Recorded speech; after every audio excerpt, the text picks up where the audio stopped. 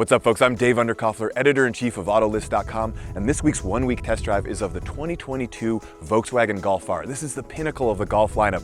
This one has 315 horsepower, 295 pound-feet of torque from a turbocharged four-cylinder engine. It's paired with a 6-speed manual transmission or a 7-speed dual-clutch gearbox. It also has standard all-wheel drive, an adjustable suspension, and a drift mode. So let's go spend a week with it and tell you what we think.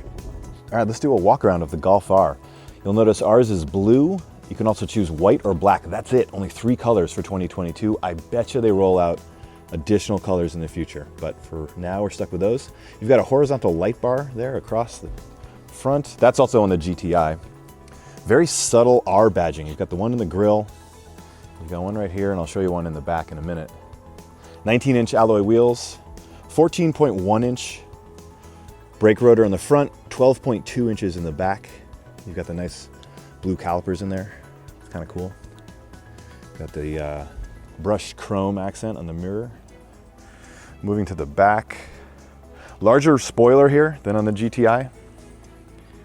And then there's the other subtle R badging I was mentioning. Quad exhaust tips. And then a nice rear diffuser there too. So some people say it's boring. I like it. It's understated just enough, but also gives just enough of a hint as to its abilities. So yeah, I think it's pretty cool. It's a nice mix of luxury and performance, all in one package. All right, now the interior and the features of the Golf R. Really nice interior, pretty high end and upscale. This is a $45,000 car, so you would expect it to be. There's only 2 options. What color do you want and what transmission do you want? Ours has a 6-speed manual, the one everyone should get. You can get a 7-speed dual clutch.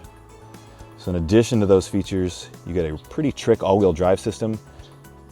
Can direct 50% of the power to the rear wheels, and then of that, it can torque vector it so you can do 100% of that power to either of the rear wheels. It's a pretty slick system.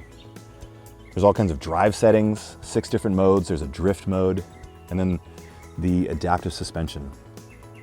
Plus you get a lot of luxury features. Harman Kardon audio. These are Napa leather seats. They're heated and cooled up front. They're heated in the rear. Really nice bolstering on them. They're very comfortable. Got the R badging there. Configurable display here. This is pretty cool. All kinds of settings and customizations you can do there. You can get the map to show up if you hit the button a million times. There you go. And then wireless Android Auto, wireless Apple CarPlay on that screen. I'm going to get to that climate control button a little bit later because they're awful. It's the only thing I really hate about this car. But otherwise, yeah, it's a really nice luxury experience mixed with some really great performance. All right, let's just get this out of the way up front. This is the most fun I've ever had driving a Volkswagen. This car's a riot. It has tons of grip, it has a very wide power band, so when you're on twisty roads like this, you can largely just leave it in 3rd gear and have at it.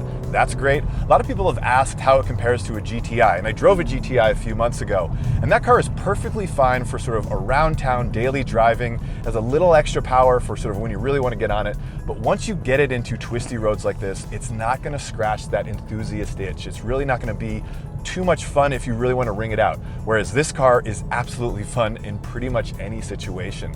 All right, folks, there you have it, our 1-week test drive of the 2022 Volkswagen Golf R. Quick fuel economy check. We got 23.6 miles per gallon over 365 miles of testing. That's not great. It is a 4-cylinder, but we were driving really hard one of those days, so take that with a grain of salt.